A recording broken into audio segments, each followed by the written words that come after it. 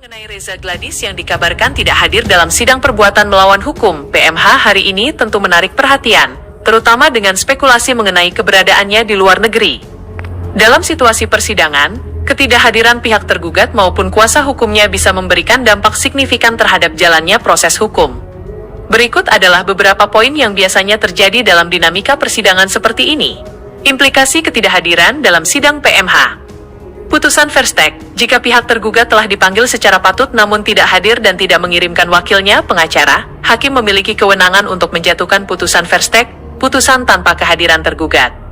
Penundaan sidang.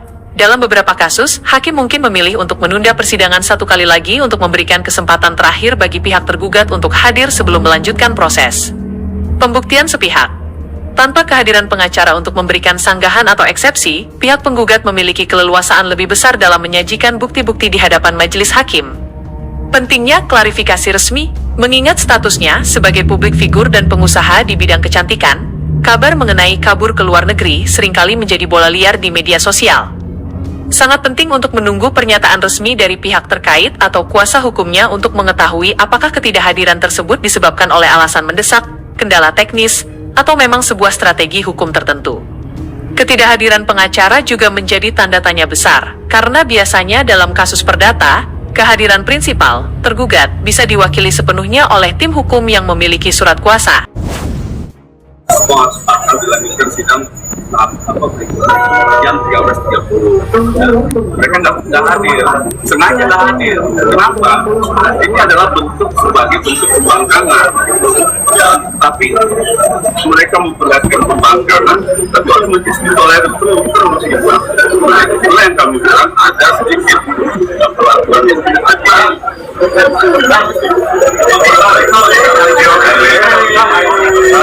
Rencananya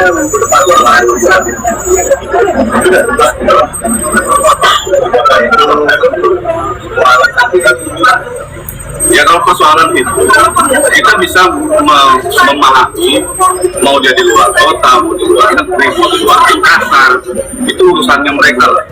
Ya.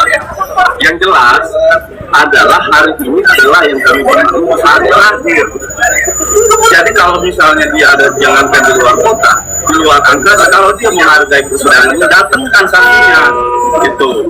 Jangan semau-maunya mereka gitu. Kami saksi nggak ada, oleh hakim diterima juga kan. Ketika kami begitu mengajukan keberatan, kami jadi WG dan lain sebagainya. Nah ini yang saya bilang, ya hal-hal yang proses perkara ini ada ketimpangan atau ketidakadilan dalam hal memberikan kesempatan bagi para pihak mengajukan bukti-bukti baik surat maupun saksi, ya, khususnya di hari ini. Kalau mereka mengikuti apa yang dikatakan oleh hakim pada minggu kemarin, yang kota di luar negeri dia wajib hari ini mendatangkan saksinya.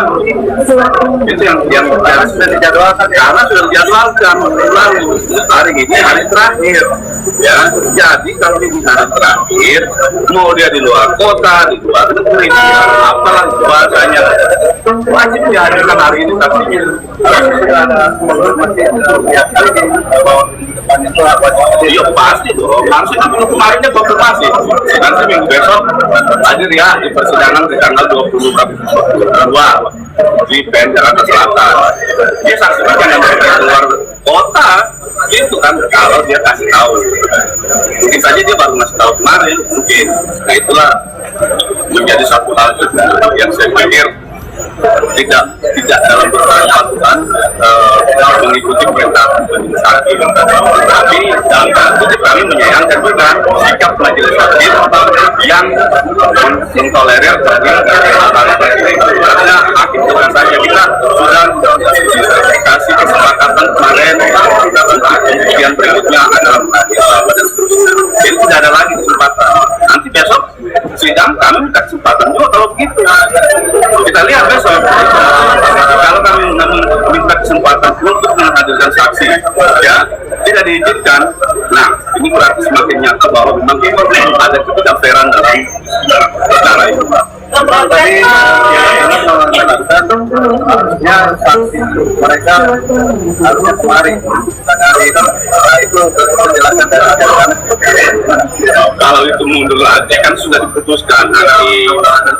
Kemarin kan saksi mereka diperiksa saksinya.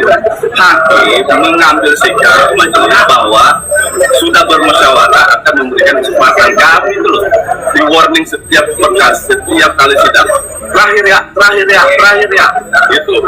Kedua, nah mereka terakhir tapi itu ada perubahan, biasa aja, gitu, ya kan? Kalau persidangan kemarin dikasihlah kami kesempatan untuk mengajukan tambahan, itu adalah kewenangan hakim. Tidak merubah agenda sidang kemarin, tidak merubah. Yang ada memang sidang tergugat diperiksa saksinya kan kita laksanakan. Tidak berubah agenda, tapi kami ditanya mau menggunakan agenda tambahan kapan, hari ini, apa hari berikutnya, ya kami tegaskan hari ini. Jadi nggak ada yang salah itu pemikiran mereka aja. Sudah satu bulan yang sudah berpikiran. Padahal kalau kita lihat persidangan ini, saya bilang tidak fair. Berarti kan dengan ditundanya sidang hari ini mengundur waktu juga. Saya tidak bilang menunggu waktu, mungkin itu dari mereka ya, karena ada urusan kasasi. Saya bingung urusan kasasi itu mereka yang kasasi itu sudah yang dipidana siapa, yang urusan siapa, tapi mereka yang mana-mana bingung ya. Satu hal yang kita waktu garis bawahi adalah bahwa mereka ini ya, seolah-olah bertindak sebagai jaksa. Jadi mereka dulu nih yang dapat keputusan ya. Begitupun juga kemarin dapat uraian-uraian dalam jawaban belakannya itu kan uraian-uraian yang ada di dalam jawaban atau tuntutan daripada jaksa atau dakwaan jaksa. Nah, maka tanda tanya ada sesuatu yang salah terhadap link yang mereka pakai ini mungkin ya bisa mengakses data dan lain sebagainya, kita nggak tahu, walau saya nggak tahu itu, tapi yang jelas di dalam jawaban repliknya mereka, duplik dan lain sebagainya itu sebagian besar adalah persis jawaban yang ada di jaksa penuntut. Nah, itulah yang mereka jadikan dalil menggugat balik di kita. Kami saya bara dari Jakarta seperti apa? Kecil. Katanya honornya 13 miliar, sayembara 50 juta. 50 juta kami 2 minggu habis, Pak. Ngasih segitu, kami bisa ngasih lebih. Gitu. Kalau kecil bilangin naikin 5 miliar. Kalau 5 miliar saya buktikan. Bisa membuktikan Kemarin juga kan dari pihak sana saya wawancara katanya dengan adanya mengajukan kemarin nominal kerugian dan saniki itu kadang-kadang ada pihak sana mengatakan seperti itu, gimana? Mengadakan makanya kita juga buktinya. Kami kan mengajukan surat bahwa ada surat dari berbagai pihak kita menjalankan kerjasamanya ya. Itu nominalnya tertulis jelas, ada yang 4 miliar ya, ada yang saat dalam waktu dia misalnya dapat endorse buat Instagram dan lain sebagainya dalam waktu 15 detik itu dia bisa menghasilkan uang 50 juta 15 menit. Kalau off air 15 detik ya, hitungannya detik. Kalau off air dalam kota 100-150 juta per 30 menit. Nah, kalau keluar kota 200 sampai 300 juta per 30 menit ya. Nah, inilah fakta yang kami sajikan. Kalau mereka bilang mengada-ngada, justru mereka yang berbicara mengada-ngada. Saksinya mana mereka bilang ada kerugian?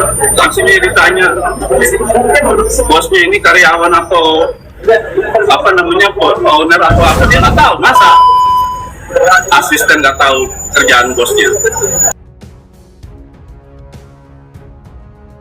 Bagaimana menurut kalian guys? Jangan lupa kasih komentar, like, dan masukan agar tambah seru keuangan mereka berdua yang selalu akan kita sajikan kabar terbaru terupdate tentang selebriti tanah air dan mancanegara yang bakal bikin kita semua happy, senang, dan update akan kabar berita terbaru tentang mereka tentunya. Oke, itu saja kabar dari kami. Jangan lupa like, komen, dan subscribe. Terima kasih telah menonton. Yuk, bye-bye.